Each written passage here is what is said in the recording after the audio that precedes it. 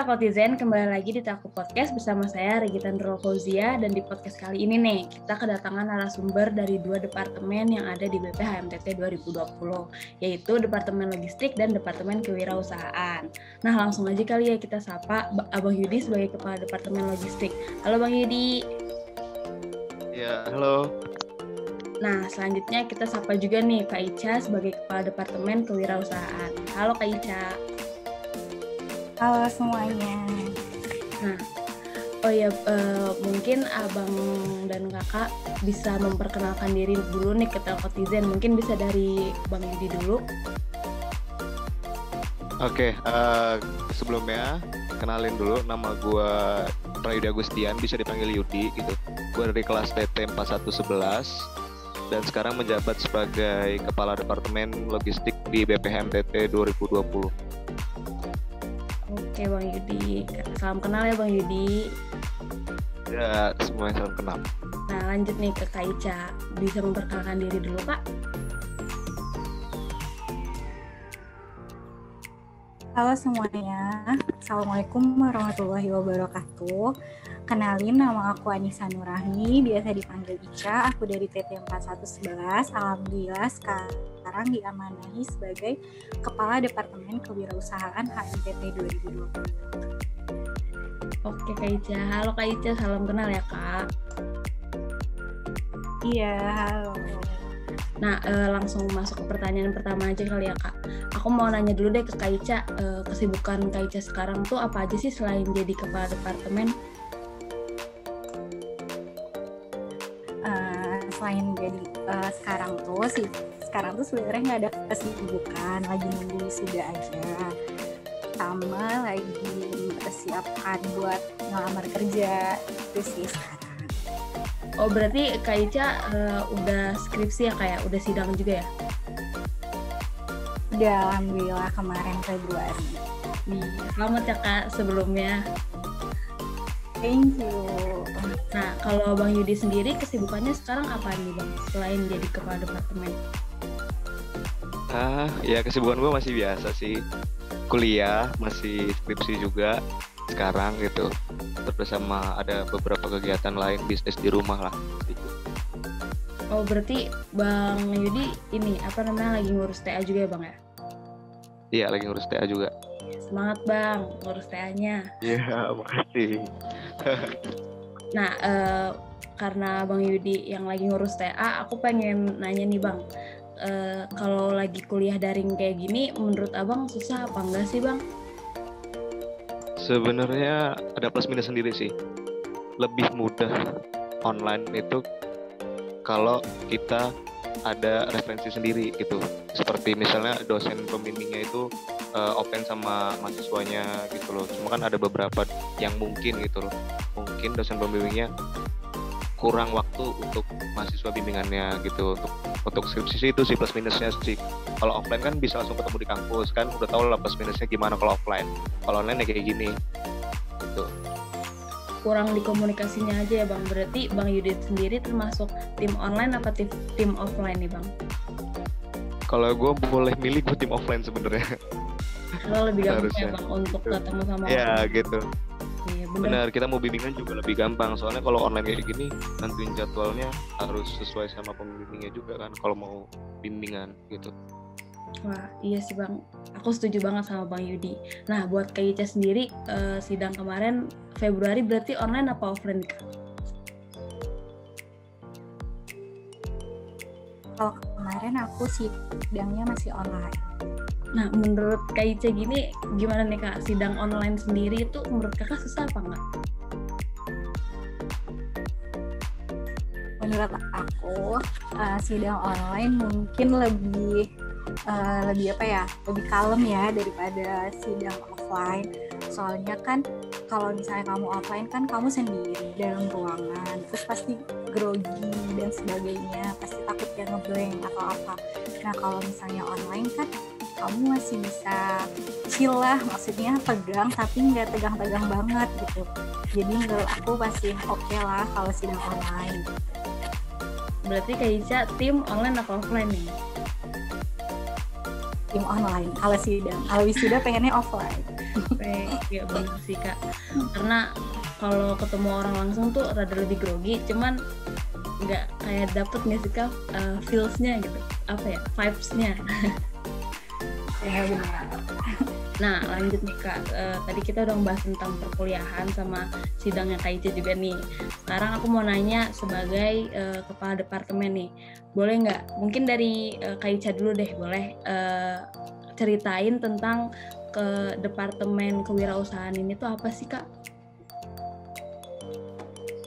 Jadi Departemen Kewirausahaan ini merupakan departemen yang menyediakan dana untuk keperluan proker yang akan dijalani selama kepengurusan berlangsung. Kemudian Departemen Kewirausahaan juga sebagai wadah untuk mahasiswa S1 Teknik Telekomunikasi belajar berwirausaha dengan aktif dan inovatif. Berarti yang tentang tentang keuangan, berarti ke departemen KIC sendiri itu dibawahi langsung sama bendahara ya Kak, bener nggak? Iya benar, dibawahi langsung sama bendahara dan kita nggak punya kementerian kayak gitu. Oh gitu, keren, berarti berdiri sendiri ya. keren. Ya, Nah, independen. Nah sekarang ke Bang Yudi, apa nih Bang, departemen logistik sendiri itu apa sih Bang? Ya, departemen logistik. Ya udah sesuai lah sama namanya, ya udah jelas sebenarnya. Departemen logistik itu departemen yang membantu memenuhi seluruh kebutuhan barang untuk HMTT. Misalnya ada proker, membantu departemen-departemen lain juga. Misalnya departemen lain mempunyai proker, itu dari departemen logistik yang nyiapin untuk masalah perlogistikannya. Sebenarnya dari namanya juga seperti itu sih sebenarnya. Wah, berarti kalau departemen logistik dibawahi langsung sama apa nih Bang?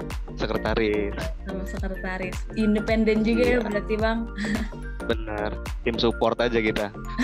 Tim support. Ih, tapi keren Bang, soalnya kan berdiri sendiri dan gak ada kementerian, itu keren sih. Nah, dari Bang Yudi dulu deh, berarti program kerja apa aja sih Bang yang ada di departemen logistik itu? Program kerja di departemen logistik itu sebenarnya ada beberapa ya. Kemarin tuh waktu offline ya. Waktu offline itu kita ada inventarisasi dan kesekretariatan. Itu inventarisasi dan kesekretariatan tuh kita ngejaga inventaris barang, pendataan ulang segala macam. Nah, terus yang lanjutnya, proker selanjutnya itu ada peminjaman barang untuk eksternal. Nah, peminjaman barang untuk eksternal itu jadi kita juga dari logistik MTT itu menyediakan untuk peminjaman barang gitu. Jadi misalnya ada UKM atau himpunan luar dari HMTT yang mau meminjam barang, itu bisa ke kita, dan itu kita sewakan juga, nanti duitnya bisa masuk ke kas HMTT juga gitu. Terus ada peminjaman internal juga, jadi setiap kegiatan HMTT itu tadi bilang departemen-departemen lain mempunyai kegiatan, kita juga supporting di bidang logistiknya. Terus proker selanjutnya itu ada penyediaan fasilitas kampus. Penyediaan fasilitas kampus tuh seperti misalnya mau ada telcoduation gitu, telcoduation kita nyiapin GSG, nanti mau ada responsi kita nyiapin ruang kelas gitu. Pokoknya segala fasilitas kampus yang diperlukan untuk kegiatan HMTT kita yang bantu nyediain gitu.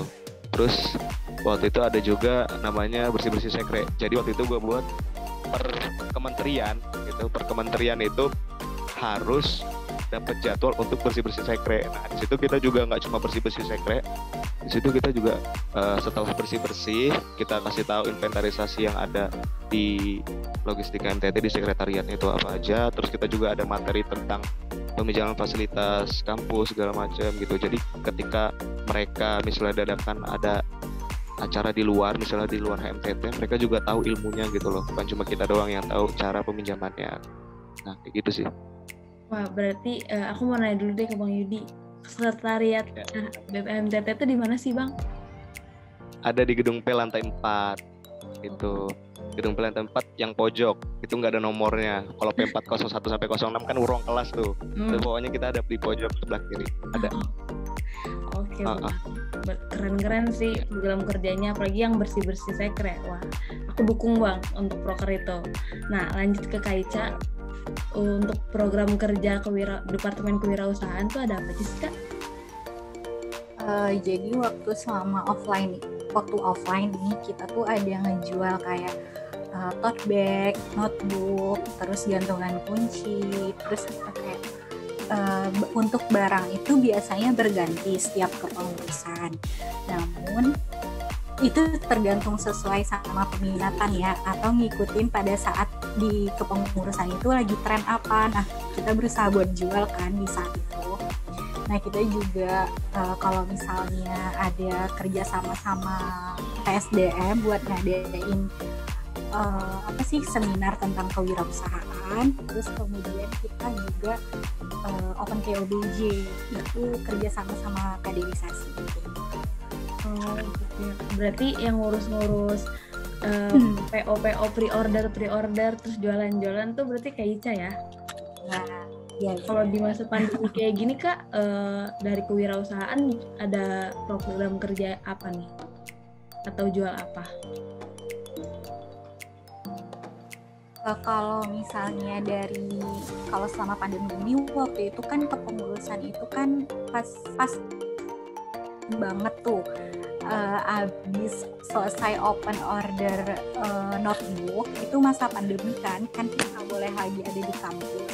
Nah, jadi baru program kerja itu yang terlaksana. Itu juga sebenarnya ada kendalanya, mulai dari pengiriman dan segala macamnya itu sih sebenarnya. Oh, berarti baru banget open order notebook nih, langsung pandemi, nggak langsung diliburin ya, nggak langsung dipulangin sama mahasiswanya.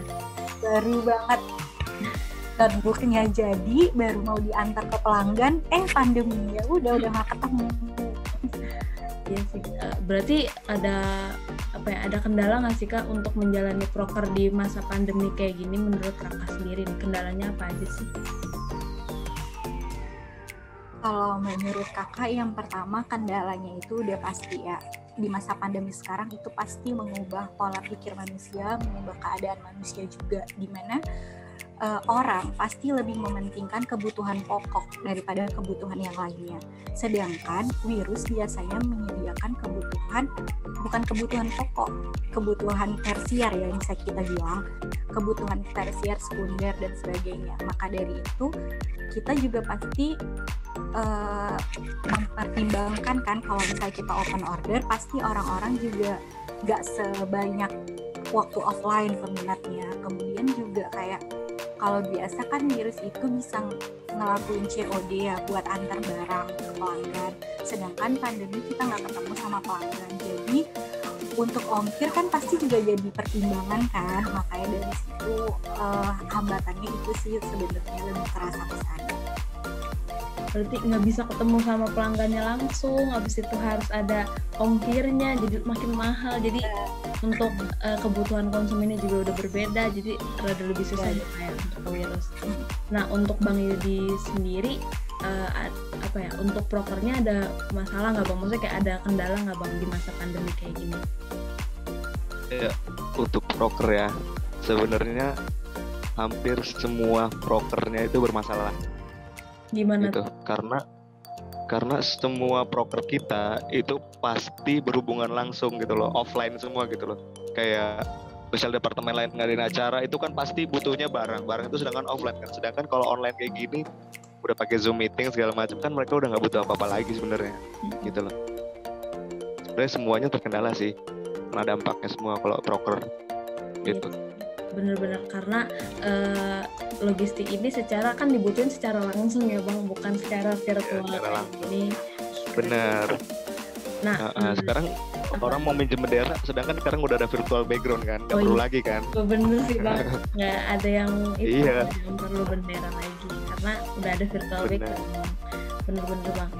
Nah, dari Bang Yudi sendiri kayak ada inovasi nggak nih Bang di Departemen Logistik itu sendiri untuk di masa pandemi?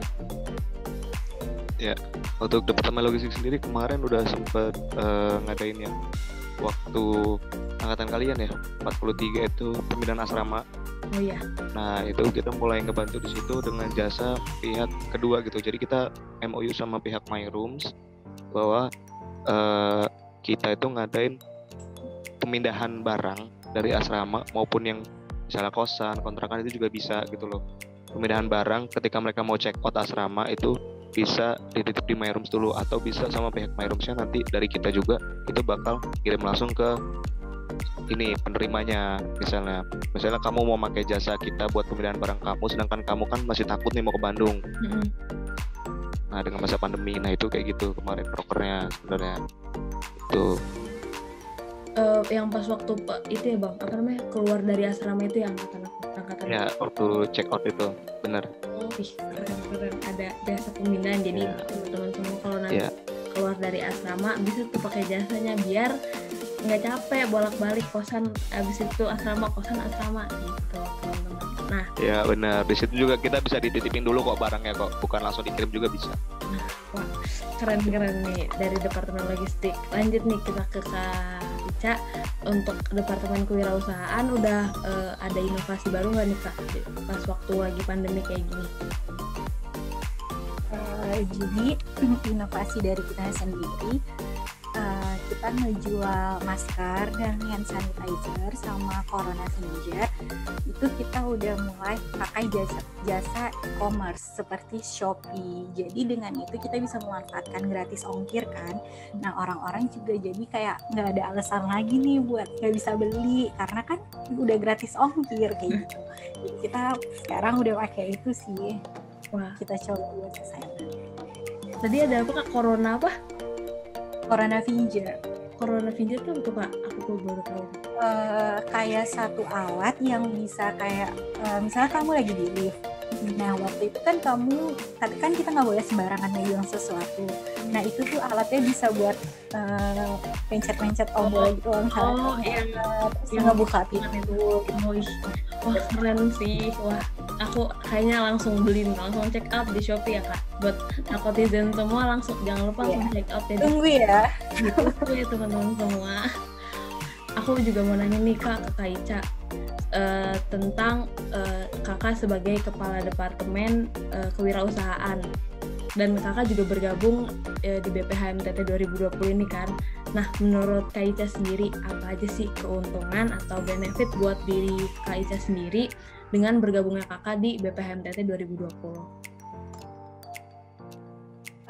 Yang pertama, yang paling berasa di aku itu ketika gabung di HMTT itu kan kita jauh ya, merantau dari orang tua, terus kita tinggal nih di suatu kota. Ketika kamu ada di HMTT itu, kamu bukan hanya sekedar ketemu teman, tapi kamu ketemu keluarga baru. Kamu di sana, aku ngerasa di sana hangat kayak gitu. Mereka lebih mengedepankan rasa kekeluargaan daripada profesionalitas. Menurut aku, keuntungannya yang pertama, kamu jadi lebih punya banyak teman, lebih banyak pengalaman organisasi. Terus juga HMTT kan prokernya asik-asik ya sama offline. Itu sih menurut aku keuntungan buat diri aku sendiri. Berarti nambah relasi juga ya kayak tadi di awal, nambah temen, nambah relasi, jadi makin luas relasinya. Nah untuk Bang Yudi sendiri, keuntungan Bang Yudi bergabung di BPHMTT itu apa sih Bang? Sebenarnya keuntungannya tuh banyak sih gitu. Susah juga buat nyebutnya gitu kan. Mungkin bener yang dibilang Ica gitu, dapat hangatnya, kekeluargaannya, relasinya. Cuma di balik itu juga banyak banget ilmu yang nggak pernah kita dapat di BP sebelum kita join ke BP gitu loh. Kita dapat di BPHMTT ini gitu loh.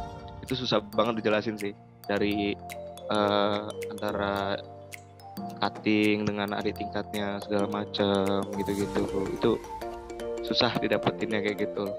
Nah terus juga masalah untuk relasi juga banyak banget. Sedang itu kita juga kan ada ikatan alumni itu kan, jadi lebih kenal juga sama pendahulu telco yang dulu gitu loh, gimana sih waktu dia ngebangun telco dulu gitu. Sekarang juga kita harus mikir lagi gimana kita harus terusin perjuangan mereka juga kayak gitu loh.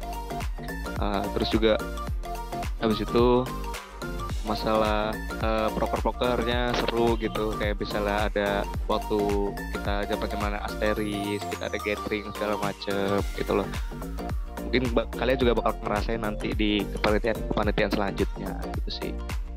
Berarti banyak banget ya, apalagi dengan kita mengikuti program kerja yang ada di BPHMTT tuh makin kerasa gitu hangatnya keluarga BPHMTT ini. Keren-keren. Nah, tadi kan pasti dari Bang Yudi sama Kak Ica sendiri itu udah pasti ngerasain kan jadi panitia panitia yang program kerja BPHMTT. Nah, dan di situ juga pasti Kak Ica dan Bang Yudi ngerasain gimana rasanya untuk misahin kuliah sama proker. Ya nggak Bang? Betul nggak Bang Yudi sama Kak Ica? Betul kan ya? Betul banget.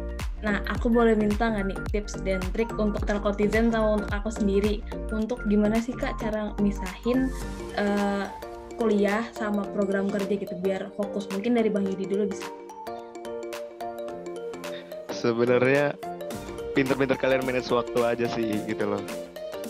Karena kegiatan himpunan itu kan biasanya kita banyak yang nggak terjadwal nih. Kita tahu jadwalnya misalnya kegiatan acaranya tanggal sekian segala macam, pleno tanggal sekian.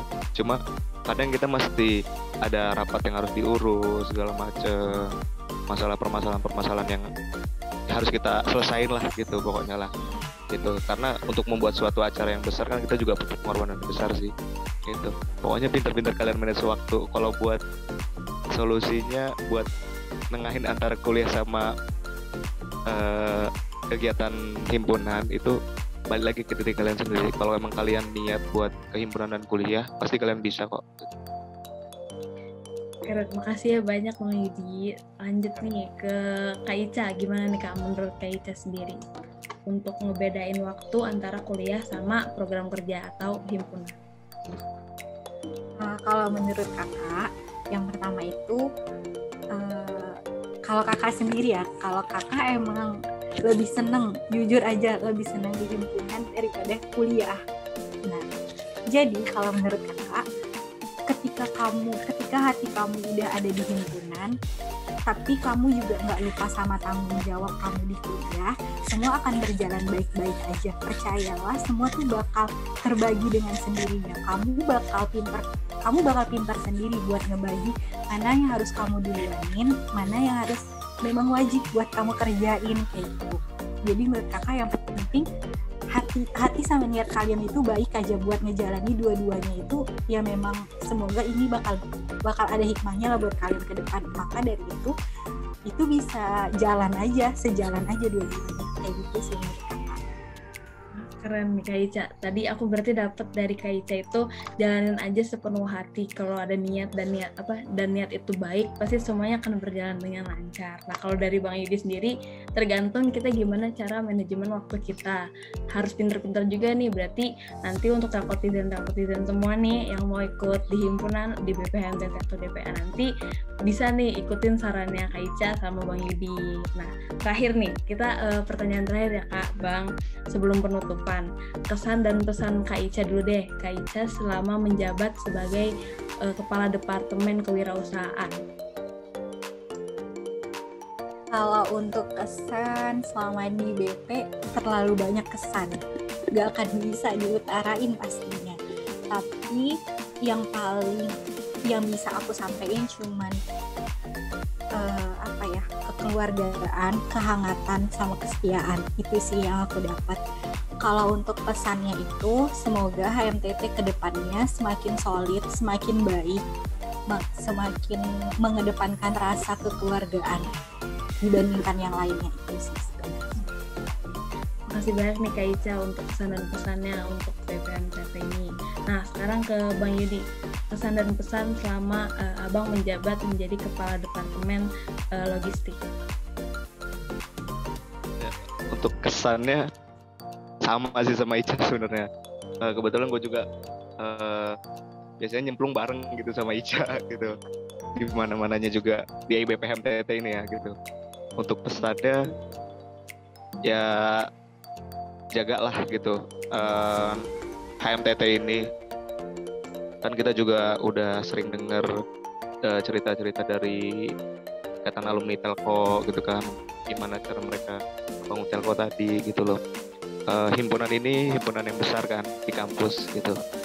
Pesan-pesannya buat kalian juga ya jagalah tetap nama baik HMTT maupun di dalam kampus maupun di luar kampus gitu. Makasih banyak ya Bang Yudi untuk kesan dan pesannya.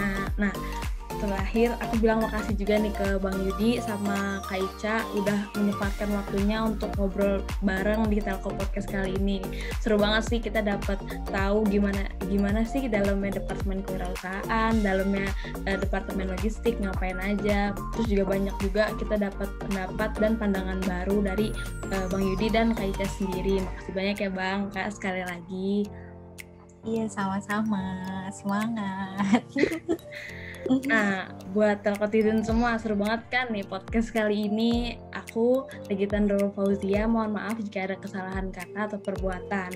Nah, biar lengkap nih podcast kita nih Bang. Kak, kita bisa ya nih jargon dulu mungkin. Siapa nih Kak, Bang yang mau mimpin? Siapa mau mimpin aja? Bang Yudi ya, Bang Yudi. Oke. Ya. Oke. Ya. Telekomunikasi pertama terbaik. Telekomunikasi. Salam telekomunikasi. Makasih banyak Bang, Kak.